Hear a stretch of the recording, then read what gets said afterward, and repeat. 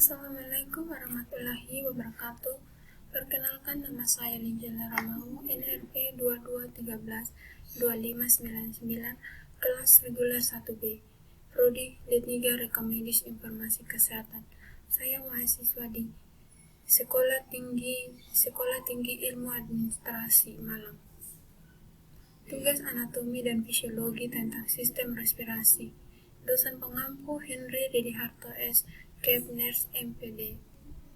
Pengertian sistem respirasi. Sistem respirasi adalah sistem yang membawa oksigen melalui jalan nafas, kemudian alveoli, yang kemudian akan mengalami difusi ke darah untuk ditransportasikan. Fungsi sistem pernapasan: yang pertama produksi bicara, yang kedua keseimbangan asam basa, yang ketiga pertahanan tubuh, dan yang keempat pengaturan hormonal dan tekanan darah. Struktur yang membentuk sistem respirasi. Struktur utama ada saluran pernapasan atas dan saluran pernapasan bawah. Struktur pelengkap ada dinding dada, kosta, otot pernapasan, diafragma, pleura. Saluran pernapasan. Saluran pernapasan ada rongga hidung, farinks, larynx. Saluran pernapasan bawah ada trakea, bronkus, bronchiolis, paru-paru, alveoli. Alat pernapasan pada manusia. Yang pertama, rongga hidung. Rongga hidung merupakan bagian teratas alat pernapasan. Terdapat rambut halus menyaring udara yang masuk. Selaput lendir melembabkan udara dan mengubah suhu udara agar sesuai dengan suhu tubuh. Lubang hidung kiri dan kanan dibatasi oleh sekat hidung. Rongga hidung berhubungan dengan rongga mulut. Rongga hidung dibedakan menjadi 3 daerah. Yang pertama, vestibulum berada tepat di belakang lubang hidung. Permukaan ditutupi jaringan epitel yang terdapat rambut dan kelenjar yang terdapat pada kulit. Daerah ujung saraf pencium berada di bagian atas rongga hidung. Daerah pernapasan daerah terbesar di rongga hidung di mana banyak menghasilkan lendir. Yang kedua, faring. Faring saluran yang panjangnya 12-14 cm. Tempat terjadinya persimpangan antara saluran pernapasan dan saluran pencernaan. Di bawah faring terdapat pangkal tenggorokan disebut laring. Laring adalah struktur kompleks terbentuk kerucut atas 9 tulang rawan dan sejumlah besar otot.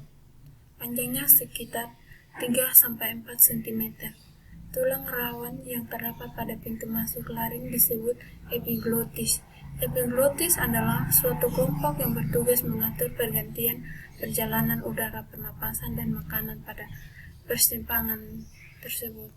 Pada laring juga terdapat glotis dan pita suara. Ada beberapa otot yang mengatur ketenangan pita-pita suara sehingga bergetar dan timbul suara.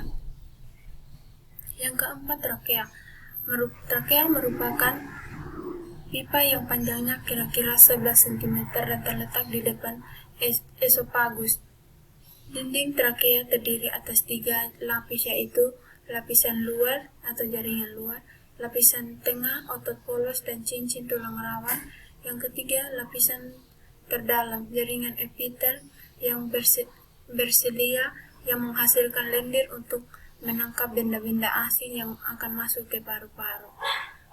Yang kelima, bronkus. Bronkus adalah bagian yang menghubungkan paru-paru dengan trakea. Tiap bronkus terdiri dari lempengan tulang rawan dan dinding terdiri atas otot halus. Yang kelima, bronkiolus. Bronkiolus adalah cabang-cabang dari bronkus. Bronkiolus mempunyai saluran yang lebih kecil dan dinding yang lebih tipis daripada bronkus. Cincin tulang rawannya juga semakin tipis dan berubah menjadi sisik epitel. Kemudian alveolus. Alveolus merupakan saluran akhir dari alat pernapasan.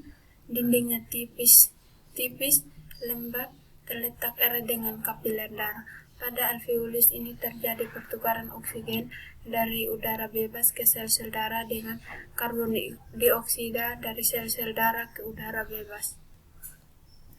Kemudian ada mekanisme pernapasan. Dalam mekanisme pernapasan terjadi dua siklus, yaitu inspirasi dan ekspirasi. Berdasarkan cara melakukan inspirasi dan ekspirasi serta tempat terjadinya manusia, terdapat dua dilakukan dengan cara mekanisme pernapasan, yaitu pernapasan dada, pernapasan perut. Inspirasi pernapasan dada diawali dengan berkontraksinya muskulus interkostalis sehingga tulang rusuk terangkat. Keadaan ini menyebabkan terangkatnya tulang rusuk dan rongga dada membesar dan paru-paru mengembang.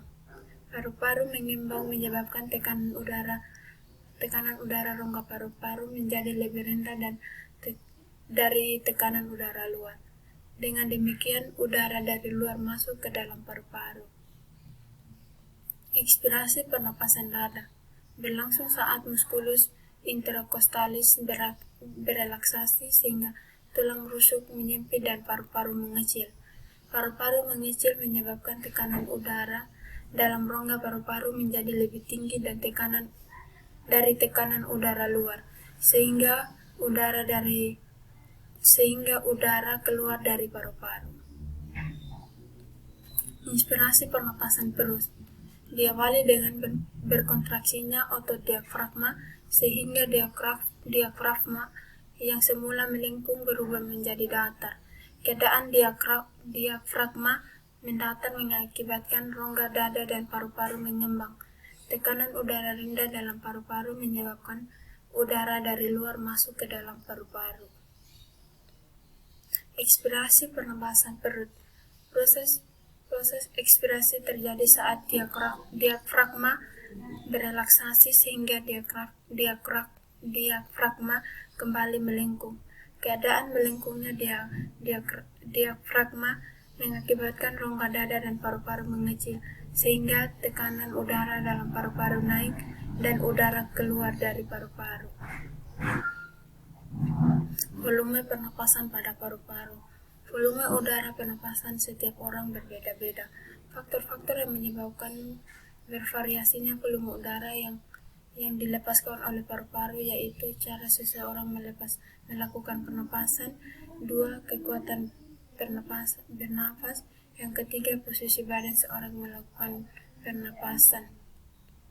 Sekian dan terima kasih. Wassalamualaikum warahmatullahi wabarakatuh.